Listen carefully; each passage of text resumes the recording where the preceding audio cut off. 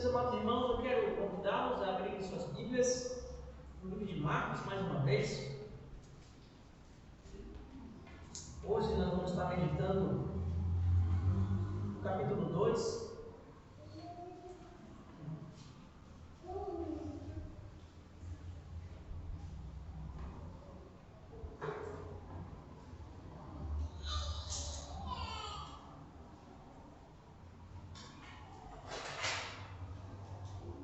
Marcos capítulo 2.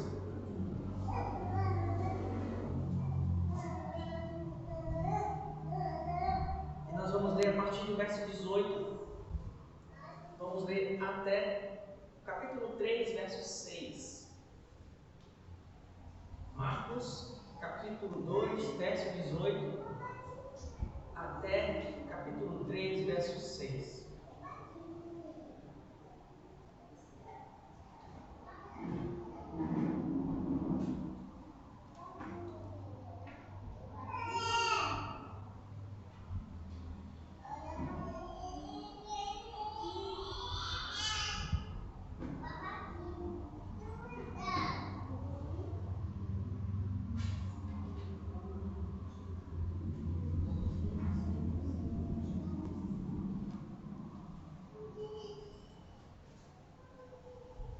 Todos encontraram, amém? Marcos capítulo 2, verso 18 em diante. Diz assim a palavra do Senhor.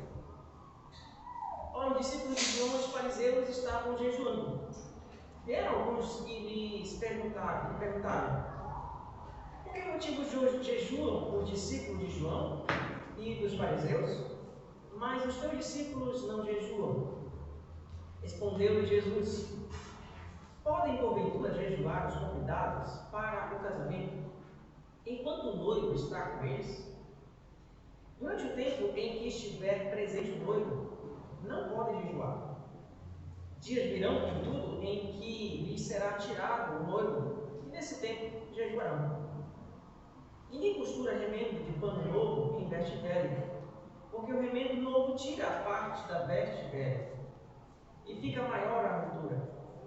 Ninguém põe vinho novo em odres velhos. Do contrário, o vinho romperá os odres, e tanto se perde o vinho como os odres. Mas põe-se vinho novo em odres novos. Ora, aconteceu atravessar Jesus em dia de sábado as searas, e os discípulos, ao passarem, colhiam espigas. Advertiram os fariseus: vê, por que fazem o que não é lícito aos sábados? Mas ele lhe respondeu: nunca lestes o que fez Davi quando se viu em necessidade e teve fome, ele e os seus companheiros?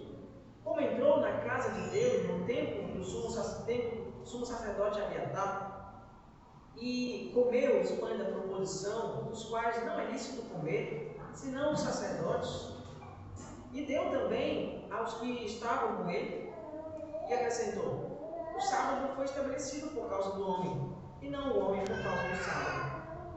De sorte que o Filho do Homem é Senhor também do sábado. De novo entrou Jesus na sinagoga, e estava ali um homem que tinha ressequida uma das mãos, e estava observando a Jesus para ver se o curaria em dia de sábado, a fim de o acusar. E disse Jesus ao homem da mão ressequida: vem para o meio. Então lhes perguntou: é lícito aos sábados fazer o bem ou fazer o mal? Salvar a vida ou tirá-la? Mas eles ficaram em silêncio, olhando ao redor, indignado, e conduído com a dureza do seu coração, disse ao homem: estende a mão. Estendeu-a, e a mão foi restaurada. Retirando-se os fariseus, conspiravam logo com os herodianos contra ele, em como lhe tirariam a vida. Vamos orar? Senhor, nós queremos te adorar nesse momento, nos submetendo a ti através da tua palavra, Senhor. Queremos ouvir a tua voz, queremos que o Senhor fale no nosso coração, queremos que o Senhor nos convença a nossa mente, que o Senhor transforme nossos sentimentos, que o Senhor mude as nossas prioridades. Nesse momento, que possamos experimentar isso, a submissão à tua vontade. Para tanto, Senhor, eu te peço que o Senhor nos ajude a compreender a tua palavra. Que teu Espírito Santo nos conduza. Que teu Espírito Santo possa nos guiar a ouvir o som da tua voz. E depois desse sermão, que possamos, Senhor, de alguma forma, viver ainda mais para a tua glória, amar ainda mais ao Senhor e demonstrar ainda mais gratidão por aquilo que o Senhor já fez por nós. Pedimos isso em nome de Jesus, nessa noite, a tua bênção, mais uma vez, em nome de Cristo. Amém. Meus amados irmãos, hoje nós iniciamos mais uma parte, mais um trecho do Evangelho de Marcos que mostra uma das características de Jesus. Temos estudado já bastante sobre isso e temos visto vários aspectos da pessoa de Jesus. E os evangelhos foram escritos para isso. Já vimos que Jesus chegou, ele é o rei. Isso vimos principalmente no episódio quando Jesus foi batizado. Deus diz: esse é meu filho amado em quem eu me comprazo. Vimos também que Jesus tem autoridade. Ele chama discípulos, ele expulsa demônios, ele cura pessoas, ele cura enfermos. Ele tem autoridade sobre toda e qualquer doença. Também nós vimos que além disso, além dele ter essa autoridade, dele curar a enfermidade, mas ele não veio para isso. Ele mesmo deixou claro que a prioridade dele era outra. No verso 38, do capítulo 1, nós vimos isso. O próprio Jesus disse: vamos a outros lugares. Quando as pessoas estavam indo atrás dele, porque queriam ser curadas, ele disse: vamos para outro lugar. Há povoações vizinhas para que eu também lá pregue, pois para isso que eu vim. E nessa caminhada de Jesus, então, demonstrando a sua prioridade, ele encontra com o leproso. Ele purifica o leproso, mostrando que ele é o único capaz de purificar leprosos, o que era entendido pelo judeu como a única coisa, como Deus sendo o único capaz de purificar leproso. Então Jesus estava dizendo: eu tenho outra prioridade. A minha prioridade é purificar o homem de seus pecados. Vimos depois disso, então, que Jesus também encontrou com 4 amigos que desceram um paralítico diante dele, e ao invés de Jesus dizer para ele: levanta e anda, Jesus diz: perdoados estão os teus pecados.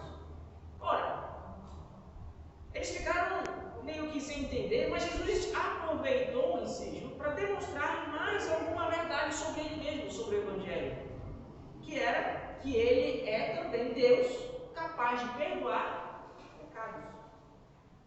E vimos também que no final desse trecho, já bem próximo do nosso estudo de hoje, Jesus então vai e chama Levi, que é um publicano, um grande pecador, uma pessoa desconsiderada pelos fariseus e pelos líderes religiosos, considerado como alguém impuro. Jesus senta com ele, come com ele, chama ele para ser seu discípulo, e os fariseus começam a questionar: como é que pode Jesus sentar com pessoas desse jeito, desse tipo, dessa espécie?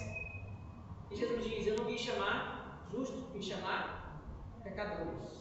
Eu não vim curar, o médico não veio para curar sãos, o médico veio para curar doentes. E aí então, nesse nosso momento agora, depois de entendermos que Jesus tem prioridade, a prioridade dele é pregar o Evangelho, agora, Jesus está indignado. Você consegue conceber um Deus indignado, enraivecido, irado? Mas é exatamente isso que acontece aqui. Começa-se um debate aqui, do verso 18 até o verso 22, um debate sobre o jejum. Depois, do verso 23 até o verso 28, um debate sobre o sábado. E do verso 1 do capítulo 3 até o verso 6, mais um debate concernente em relação ao sábado. E no verso 5 do capítulo 3, olhe lá o que diz: olhando-os ao redor, indignado e conduído com a dureza do seu coração, disse ao homem: estende a mão. Estendeu-a e a mão lhe ficou restaurada. Ora, irmãos, eu quero mostrar para os irmãos como é uma conexão que Marcos faz entre esses trechos para mostrar a raiva que Jesus tem da religiosidade. Jesus está indignado contra a religiosidade desse povo. Primeiro momento em relação ao jejum, segundo momento em relação ao sábado, a necessidade humana, e terceiro momento em relação a fazer o bem no sábado. Quero mostrar isso então com o seguinte título, eu até coloquei aqui no slide para nós. O tema da mensagem: a indignação do rei. Temos visto que o rei Jesus chegou, agora ele está indignado. E o que concerne, em que consiste a sua indignação? Em primeiro lugar, do verso 18 ao 22 do capítulo 2, o rei é indignado com a religiosidade, pois ela não é compatível com o Evangelho, e é isso que vamos ver hoje. Mas também, no próximo semana, nós vamos ver os outros dois pontos, que o rei é indignado com a religiosidade, pois ela não respeita o propósito do sábado, e o rei é indignado com a religiosidade, pois ela não prioriza o bem do homem no sábado. Vamos ver isso então em dois momentos. Hoje, a primeira parte, e no domingo que vem, as outras duas partes. Olha comigo, por favor, o verso 18. Eu vou fazendo algumas explicações e vou tirando algumas aplicações para nós. Diz assim o verso 18 então: ora, os discípulos de João e os fariseus estavam jejuando. E só uma explicação em relação ao jejum, irmãos. A religião judaica transformou o jejum num grande pesado. Por que um grande pesado? Porque a lei exigia somente um jejum por ano. Era o jejum da Páscoa, do dia da expiação. Esse jejum durava 24 horas. Começava do pôr do sol da sexta até o pôr do sol, do sábado. Ninguém, nem animal, nem pessoa, nem criança, ninguém podia comer. Era o jejum total. Essa era a única exigência na lei de Moisés em relação ao jejum. Então, eles estavam, os discípulos de João e os fariseus estavam jejuando. Esse também é o primeiro momento em que os discípulos de João começam a aparecer aqui. Provavelmente, os discípulos de João estivessem jejuando porque João Batista estava preso. Marcos já disse isso para nós anteriormente. Depois que João foi preso, Jesus começou a pregar o Evangelho. Provavelmente, então, João estava preso e os discípulos de João estavam jejuando, talvez intercedendo a Deus em favor da vida de João, pedindo que João fosse libertado, João Batista. Mas os fariseus também costumavam jejuar constantemente. Ambos tinham o costume de jejuar 2 vezes por semana, geralmente na quinta e na segunda-feira, 2 dias por semana. Foi-se estabelecido então que toda segunda e toda quinta uma pessoa piedosa deveria jejuar. E eles estavam então jejuando. Agora imagina só, Jesus está saindo do banquete, está comendo com Levi e com os amigos de Levi. Talvez aqui o discípulo de João, o discípulo dos fariseus ficasse perguntando: todo mundo comendo e a gente aqui jejuando, por que ele não pode jejuar? Veja, se eles querem então ser pessoas piedosas, se querem ser pessoas exemplares, tem que jejuar. Esse é o questionamento deles então.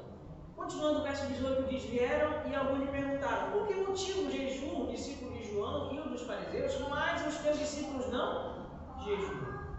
Não diz aqui no nosso texto quem foi que fez a pergunta, se foram discípulos de João ou se foram discípulos dos fariseus. Mas o questionamento foi feito: por que eles não jejuam? A palavra aramaica, irmãos, para jejuar nada mais é do que estar de luto. Jejum implicaria, é uma palavra que implica em estar triste, cabisbaixo, contrito. Os judeus estavam jejuando constantemente, talvez os fariseus jejuando para se eximir, e os discípulos de João jejuando preocupados com João. Talvez essas duas coisas estivessem acontecendo aqui. Mas o verso 19 diz ainda mais para nós.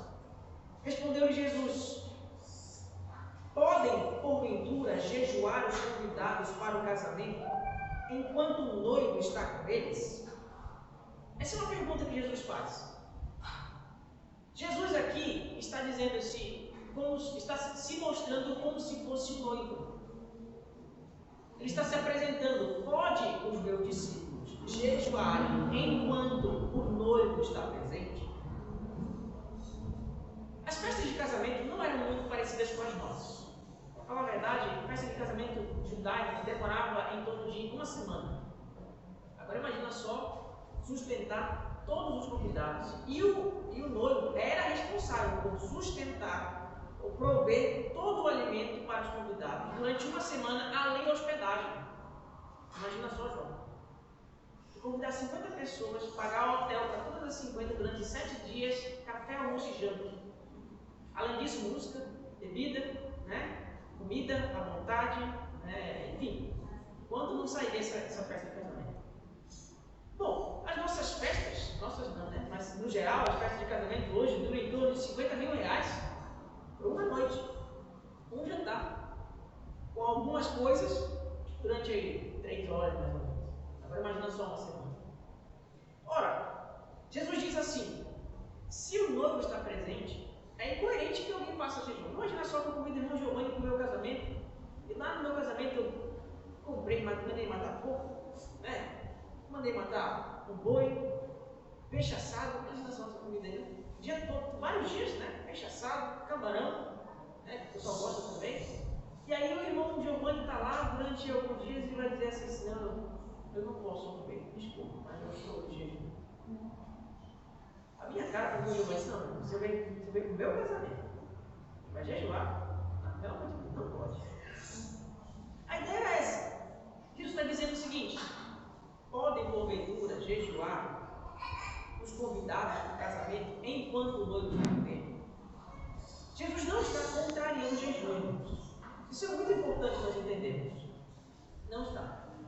Mas como ele é o noivo, ele está dizendo que é incoerente que o povo de Deus jejue enquanto ele está presente. Essa é a incoerência. Diga-se de passagem também que quando Jesus se apresenta como noivo, em momento algum, o Messias é apresentado como noivo no Antigo Testamento. Mas Deus sim. Deus é apresentado como o esposo de Israel. Israel é a noiva e Deus é o noivo. Quando Jesus diz, então, e se autodenomina o noivo, ele está dizendo a mesma coisa que ele disse anteriormente para os fariseus. Quem tem poder para perdoar pecados? Não é Deus? Então, para que saibais que o Filho do Homem tem poder para perdoar pecados, eu digo, levanta e anda. Então, Jesus está fazendo a mesma coisa. Ele está dizendo que ele é Deus porque ele tem poder para perdoar pecados, e ele é Deus porque ele é o noivo de Israel. Jesus então está se apresentando como aquele que veio fazer uma festa, celebrar uma festa, e a festa é a festa de casamento. Diga-se de passagem também, irmãos, que a vida de Jesus até a cruz é o cumprimento de uma aliança. Nós usamos geralmente aliança, né? Nós casados usamos aliança para demonstrar o valor, talvez, da nossa união, para mostrar também a constância, né? Não tem uma emenda na aliança, justamente para isso. Criou-se então uma simbologia. No contexto deles também havia esse contexto de aliança. Jesus vem firmar uma aliança de casamento com o povo de Deus. Ele está se apresentando como noivo, então os convidados não podem estar tristes. Jesus, então, irmãos, um ponto importante, não está contrariando o jejum. Isso eu quero deixar muito claro. Ele não está dizendo que o jejum acabou. Ele não está dizendo, então, que depois da vida dele, da morte dele, da ressurreição dele, a igreja não deve jejuar. Não é isso. Tanto é que nós vemos em vários momentos a prática do jejum. Nós vemos, por exemplo, a igreja jejuando logo depois de Jesus ter sido assunto aos céus, ter sido elevado aos céus. A igreja jejua em vários momentos. Paulo e Silas, por exemplo, Paulo e Barnabé, por exemplo, são separados para serem enviados como missionários no momento de jejum coletivo da igreja. Jesus então não está contrariando o jejum, mas ele está dizendo que não faz sentido jejuar enquanto Jesus está presente fisicamente. Mas dias virão, ele vai dizer, verso 20, dias virão, contudo, em que lhe será tirado o noivo, e nesse tempo jejuarão. Isso significa dizer que Jesus estava assim recomendando o jejum. Ele mesmo já disse em Mateus capítulo 6, quando jejuares. Quando jejuar, então implica dizer, ele está recomendando que jejum é uma prática saudável, uma prática cristã. Então, o que nós temos até aqui? Quero destacar algumas lições, então, em relação ao que eu acabei de explicar aos irmãos. Primeiro, que o jejum é bom, mas os fariseus transformaram o jejum em fardo. Esse é um ponto importante. Essa é a nossa primeira lição de hoje. A religiosidade transforma a fé num fardo. Em vários momentos, nós acabamos colocando tanto peso de várias práticas na costa de cristãos que, eu não sei se você já percebeu, mas o discurso até mesmo de pessoas ímpias é de que ser crente é penoso. Já parou para pensar nisso? Algumas pessoas, infelizmente, têm essa ideia do cristianismo. Tem essa ideia do que seria ser crente. Ser crente é alguém que não pode isso, não pode aquilo, não pode aquilo outro, não pode aquilo outro, não pode isso, não pode. Não pode. Mas muitas vezes, essas regras de não poder algo não estão na Escritura. São criadas por nós. Podemos ir em determinado lugar ou não? Podemos comer determinada comida ou não? Podemos beber determinada bebida ou não? Muitas dessas regras são criadas por nós. Podemos vestir determinada roupa ou não? Podemos usar adorno ou não? Muitas regras na igreja foram criadas pela igreja ou pelos cristãos, mas não pela palavra. E muitas vezes nós, cristãos, é quem criamos a religiosidade. Esse é o primeiro ponto. Eu queria que você pensasse sobre isso. Todas as vezes que nós damos ouvidos às tradições humanas e não à palavra de Deus, tornamos o cristianismo religiosidade. Cometemos os mesmos erros que os fariseus cometeram. Em segundo lugar, a segunda lição que eu posso encontrar diante da explicação que eu dei aos irmãos é que a religiosidade separa os cristãos em primeira e segunda categorias. É exatamente isso que está acontecendo aqui. Os discípulos dos fariseus e os discípulos de João estão dizendo assim: estamos jejuando. E vocês? Se vocês não estão, então vocês não são tão piedosos como nós. Vejam, irmãos, muitas vezes nós usamos práticas saudáveis como forma de exibicionismo. Nós usamos práticas saudáveis para nos exibir diante das pessoas e acabamos condenando as pessoas que não desenvolvem aquela prática do mesmo jeito, no mesmo momento que nós.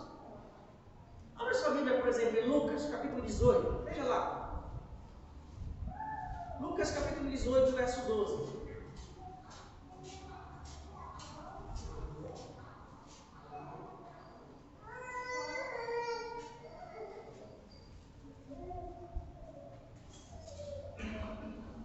Lucas 18, 12 diz assim. Eu vou ler a partir do verso 11. Lucas 18, 11. O fariseu, posto em pé, orava de si para si mesmo, desta forma: ó Deus, graças te dou porque não sou como os demais homens, roubadores, injustos e adúlteros, nem ainda como este publicano. Jejuo 2 vezes por semana e dou o dízimo de tudo quanto ganho. Veja, por que ele está fazendo isso? Porque ele quer ser visto pelos homens. O próprio Jesus deixa isso muito claro no verso 9, desse mesmo capítulo que você está lendo. Propôs também esta parábola a alguns que confiavam em si mesmos por se considerarem justos e desprezavam os outros. Veja, o jejum em si é bom, mas quando nós nos usamos para nos exibir diante das pessoas, tornamos o que é bom em mal. Quando nós fazemos questão de demonstrar às pessoas que estamos em contrição instituição do jejum, criamos duas classes. Nós acabamos então criando uma classe mais espiritual e uma menos espiritual. Mas não é só em relação ao jejum que isso acontece. Temos várias coisas práticas nas nossas igrejas que muitas vezes provocam essa divisão em duas categorias. Eu lembro que a minha esposa, ela se converteu em uma determinada igreja em que era comum falar em línguas. Era comum. E ela tinha sempre uma esperança de falar em línguas. E ela conta isso para todo mundo, né? Até um episódio um pouco engraçado. Ela estava numa reunião de oração e ela orava, e o irmão do lado também orando junto com ela, e orava, terminou a oração. O irmão disse para ela assim: quase que você é batizado no Espírito Santo, que você fala em língua, quase. Quem fala em línguas tem uma certa espiritualidade, quem não fala tem uma outra. São cristãos de segunda categoria. Isso não está na Escritura. A Escritura é muito clara quando diz, por exemplo, que o Espírito distribui os dons como Ele quer. Veja, irmãos, nós muitas vezes pegamos coisas que são saudáveis e fazemos com que a igreja seja dividida em pessoas mais espirituais e pessoas menos espirituais.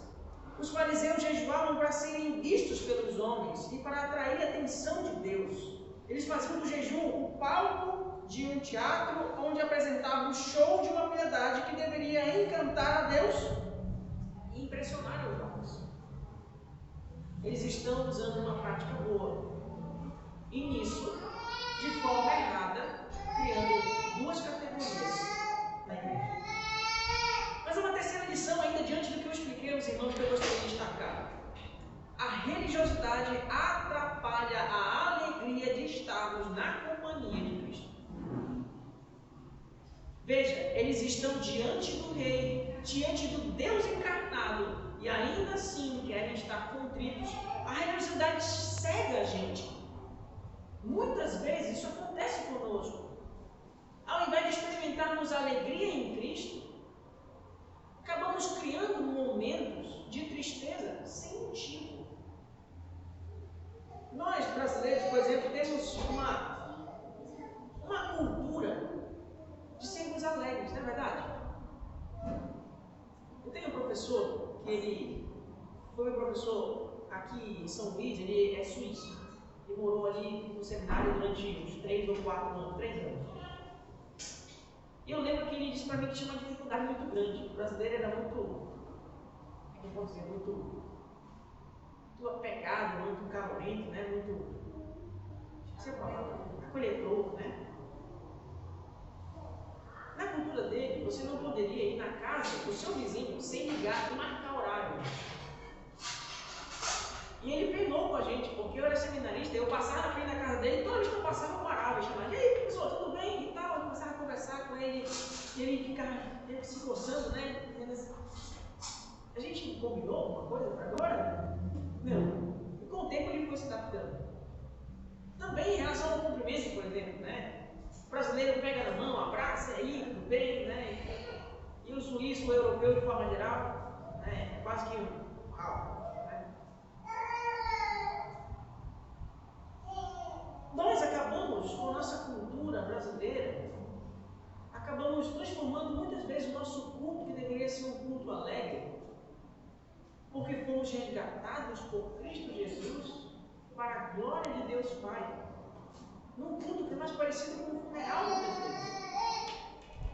Eu não estou dizendo que Deus não se agrada da solenidade, é bom, é importante, mas solenidade, uma solenidade alegre. Veja, por exemplo, uma formatura. É a mistura das duas coisas, não é verdade? A coisa formal junto com a alegria, as pessoas sorrindo, chorando, né, de alegria, conquistando mais uma etapa da sua vida, na sua formação, formal, mas alegre, organizado, mas alegre, com ordem, mas com sorriso no rosto. E a religiosidade tira isso de nós. As precisamos entender, irmãos, que precisamos estar na presença do Senhor. Todas as vezes que nós nos reunimos para adorar o Senhor, é um culto alegre. É um culto que devemos engrandecer ao Senhor. Por que não pular de alegria? Por que não cantar e levantar as mãos e bater palmas? Por que não? Não tem nada de errado, irmãos. Pelo contrário, estamos alegres porque estamos no casamento com o Rei dos Reis, o noivo eterno de Cristo Jesus. Estamos alegres. Diga para uma desposada, diga para uma noiva que está na sua cerimônia de casamento que ela deve estar triste. É incoerente. É incoerente. A alegria contagia. E nós devemos estar alegres para vir na presença do Senhor. Ainda quero explicar mais 2 versos para podermos tirar mais 2 lições com os irmãos. Olha o verso 21, quero dar algumas explicações em relação ao verso 21. Diz assim, do nosso capítulo 2 de Marcos, voltando para Marcos. Verso 21 diz assim: ninguém costura remendo de pano novo em veste velha, porque o remendo novo tira a parte da veste velha e fica maior a ruptura. Toda dona de casa, naquele contexto, entenderia o que Jesus disse. Não sei se já aconteceu com você. Você compra uma roupa, você lava, quando você lava a primeira vez, ela diminui. Tem aqueles panos que fazem assim. Ou aquela roupa que você já lavou várias vezes, né? Já esticou, já torceu, né? Já pendurou no varal. Ela tem uma certa elasticidade. E quando, nesse caso de Jesus, quando se abriu, né, uma ruptura, você não vai colocar um pano novo, porque se você colocar um pano novo, o que acontece? Ele vai rasgar. Ele não tem a mesma elasticidade. O pano velho e o pano novo não se esticam da mesma forma. Isso significa dizer, então, que vai abrir um buraco ainda maior. Imagina só, uma roupa velha com um pano novo. O pano novo tem a tendência, nesse caso, de encolher. E se ele for costurado na roupa velha, vai abrir um buraco maior. Ele usa uma outra ilustração para falar a mesma coisa. Olha o verso 22. Ninguém põe vinho novo em odres velhos. Do contrário, o vinho romperá os odres.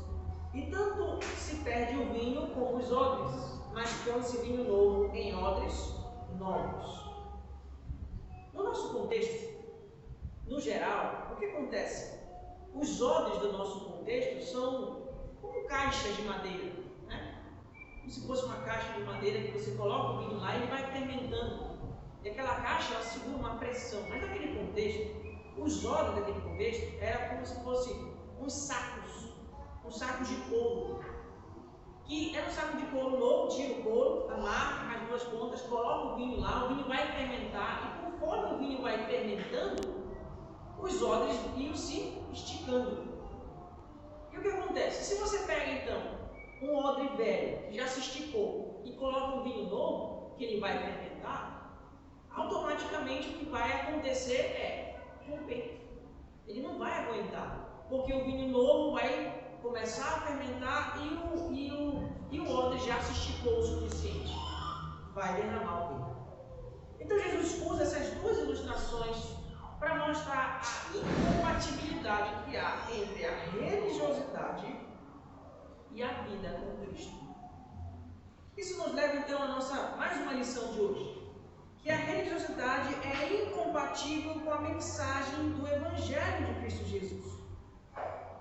Deixa eu tentar ilustrar isso para vocês de uma outra maneira. Há um batismo na Igreja Católica, que geralmente o que acontece? O batismo é entendido como se fosse, no ato do batismo, a pessoa deixa de ser pagã para ser cristã.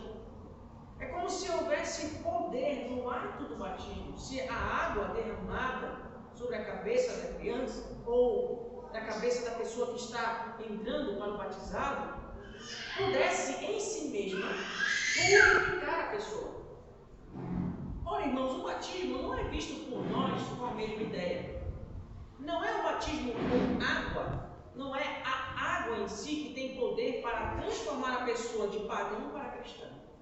Não é essa a ideia. Cremos que o batismo é um símbolo daquilo que acontece com todo e qualquer cristão que creu em Jesus. No momento em que ele creu em Jesus, ele foi batizado com o Espírito Santo. E o batismo nas águas é um símbolo dessa transformação, dessa nova vida, dessa purificação, dessa nova união com Cristo. É um símbolo apenas. Mas veja, irmãos, quando nós entendemos o que a religiosidade ensina e o que o Evangelho ensina, são duas coisas que não se coadunam, que não se casam. São duas coisas diferentes. É por isso que Jesus está dizendo, então, que a mensagem do Evangelho não pode ser compatível com a religiosidade humana. São duas coisas diferentes. Não há casamento nisso. Não tem como alguém acreditar na religiosidade, achar que tem meios, métodos de chegar-se até Deus por suas próprias obras, por suas próprias ações, e olhar para Cristo como seu único e suficiente Salvador. São duas coisas incoerentes.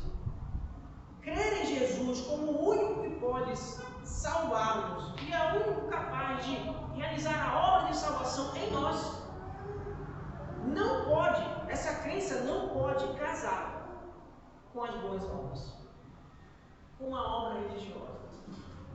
As duas são incompatíveis. Quando elas ficam juntas, as duas se rompem. A ruptura. Isso nos leva à segunda lição desse trecho. Para receber o Evangelho de Cristo é necessário abandonar a religiosidade. É necessário. Para que nós sejamos um povo novo, tenhamos vida nova, é necessário uma ruptura com aquilo que entendíamos que poderia nos salvar. Eu costumo dizer, irmãos, que há duas religiões no mundo: o cristianismo e as outras. Por quê? Porque no cristianismo o homem vem e cumpre, realiza boas obras em nosso lugar e nos apropriamos disso através da fé. As outras religiões, você precisa fazer alguma coisa. Duas coisas, duas ideias antagônicas. Ou eu creio nas minhas obras, ou eu creio nas obras de Cristo. Ambas não podem se casar. Por isso, toda e qualquer pessoa que crê em Jesus verdadeiramente enxerga o perigo da religiosidade. O perigo que a religiosidade tem para nós. A religião humana, irmãos, ela endurece o nosso coração. Ao invés de nós estarmos dispostos a servir o próximo, a ajudar os nossos irmãos, a adorar a Deus, a contribuir com a obra de Deus, ao invés de estarmos dispostos a servir ao Senhor, a religiosidade faz com que nós nos fechemos para isso. Por isso, Jesus está tão indignado, lá no verso 5 do capítulo 3. Porque são as mesmas pessoas que vão estar lá, vendo e ouvindo o que Jesus está fazendo, e ainda assim, continuando, desejando a religiosidade e rejeitando a Jesus. É necessário um novo nascimento para que o Evangelho possa ser inserido na nossa vida. Enquanto nós não nascermos de novo, não poderemos receber o Evangelho. Enquanto nós não formos odres novos, não conseguiremos conter o Evangelho dentro de nós. Precisamos de um novo nascimento para recebermos um novo Evangelho, o Evangelho de Cristo. Que o Senhor nos ajude nessa noite a entender o perigo da religiosidade e a nos alegrar com o Rei dos Reis, que está conosco até a consumação dos séculos, mas que um dia estaremos com Ele para toda a eternidade.